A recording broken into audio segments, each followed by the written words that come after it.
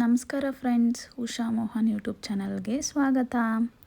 ಇವತ್ತು ಸಿಂಪಲ್ ಮತ್ತು ಟೇಸ್ಟಿಯಾಗಿರೋ ಪನ್ನೀರ್ ಮಟರ್ ಕರಿ ಮಾಡ್ತಾಯಿದ್ದೀವಿ. ಇದು ರೈಸ್ ಜೊತೆ ಚಪಾತಿ ಜೊತೆ ತುಂಬ ಟೇಸ್ಟಿಯಾಗಿರುತ್ತೆ. ಈಗ ಒಂದು ಜಾರ್ಗೆ ಬೆಳ್ಳುಳ್ಳಿ ಹಾಕ್ಕೋತಾ ಇದ್ದೀನಿ, 2 ಗ್ರೀನ್ ಚಿಲ್ಲೀಸ್ನ ಆ್ಯಡ್ ಮಾಡ್ಕೋತಾ ಇದ್ದೀನಿ, 1 ಇಂಚಷ್ಟು ಶುಂಠಿನ ಕಟ್ ಮಾಡಿಬಿಟ್ಟು ಹಾಕ್ಕೋತಾ ಇದ್ದೀನಿ. ಹಾಗೆ ಕೊತ್ತಂಬರಿ ಸೊಪ್ಪನ್ನ ಸೇರಿಸ್ಕೊತಾ ಇದ್ದೀನಿ, 2 ಮೀಡಿಯಮ್ ಸೈಜ್ ಆನಿಯನ್ಸ್ನ ಕಟ್ ಮಾಡಿಬಿಟ್ಟು ಸೇರಿಸ್ಕೊತಾ ಇದ್ದೀನಿ. ಸ್ವಲ್ಪ ನೀರು ಸೇರಿಸ್ಕೊಂಡು ಪೇಸ್ಟ್ ಮಾಡ್ಕೋಬೋದು, ನಾನು ಹಾಗೆ ಪೇಸ್ಟ್ ಮಾಡ್ಕೊತಾ ಇದ್ದೀನಿ. ಈ ಪೇಸ್ಟ್ನ ಒಂದು ಬೌಲ್ಗೆ ಟ್ರಾನ್ಸ್ಫರ್ ಮಾಡ್ಕೊಳ್ಳೋಣ. ಸೊ ಈ ಥರ ಪೇಸ್ಟ್ ಆದರೆ ಸಾಕು. ಹಾಗೆಯೇ 2 ಮೀಡಿಯಮ್ ಸೈಜ್ ಟೊಮೊಟೊನ ಕಟ್ ಮಾಡಿ ಇಟ್ಕೊಂಡಿದ್ದೀನಿ. ಸೇಮ್ ಜಾರ್ಗೆ ಟೊಮೊಟೊ ಹಾಕ್ಕೊಂಡು ಪೇಸ್ಟ್ ಮಾಡ್ಕೊಳ್ಳೋಣ.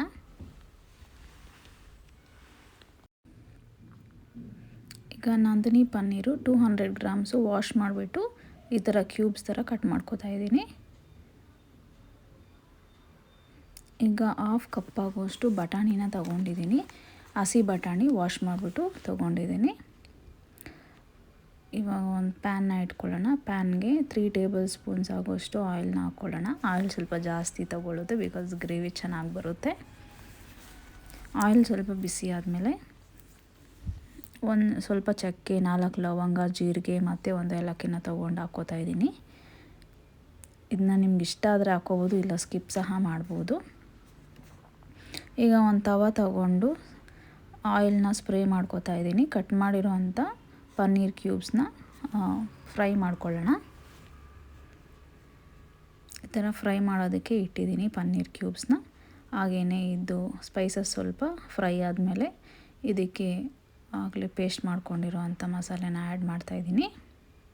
ಇದನ್ನ ಚೆನ್ನಾಗಿ ಫ್ರೈ ಮಾಡ್ಕೊಳ್ಳೋಣ, ಹಸಿ ವಾಸನೆ ಹೋಗೋ ತನಕ. ಶುಂಠಿ, ಬೆಳ್ಳುಳ್ಳಿ, ಆನಿಯನ್ನು, ಗ್ರೀನ್ ಚಿಲ್ಲಿ, ಕೊತ್ತಂಬರಿ ಸೊಪ್ಪು ಹಸಿ ವಾಸನೆ ಹೋಗೋ ತನಕ ಚೆನ್ನಾಗಿ ಈ ಥರ ಫ್ರೈ ಮಾಡ್ಕೊಬೇಕು ಎಣ್ಣೆಯಲ್ಲಿ. ಸೊ ಈ ಥರ ಫ್ರೈ ಆದರೆ ಸಾಕು. ಈಗ ಇದಕ್ಕೆ ಬಟಾಣಿನ ಹಾಕ್ಕೊಳ್ಳೋಣ. ಬಟಾಣಿ ಸೇರಿಸ್ಕೊಂಡು ಒಂದು 2 ನಿಮಿಷ ಚೆನ್ನಾಗಿ ಫ್ರೈ ಮಾಡ್ಕೊಬೇಕು.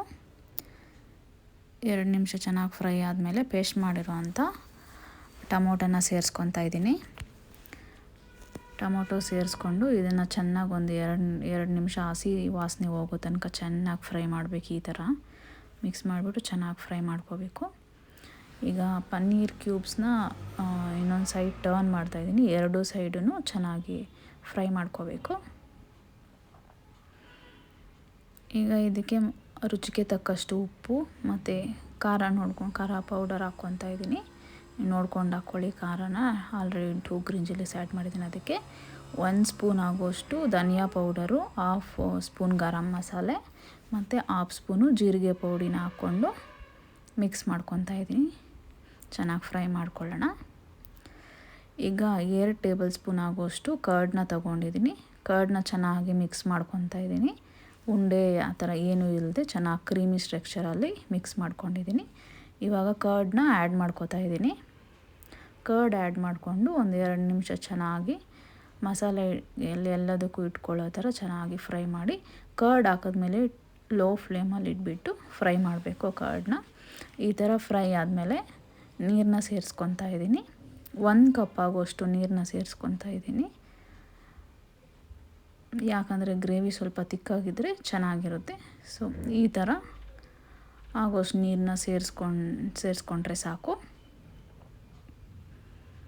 ಇವಾಗ ಪನ್ನೀರ್ ಕ್ಯೂಬ್ಸು ಚೆನ್ನಾಗಿ ಫ್ರೈ ಆಗಿದೆ. ಈ ಥರ ಫ್ರೈ ಆದರೆ ಸಾಕು. ಇವಾಗ ಮಸಾಲೆ ಚೆನ್ನಾಗಿ ಗ್ರೇವಿ ಬಾಯ್ಲ್ ಆಗ್ತಿದೆ.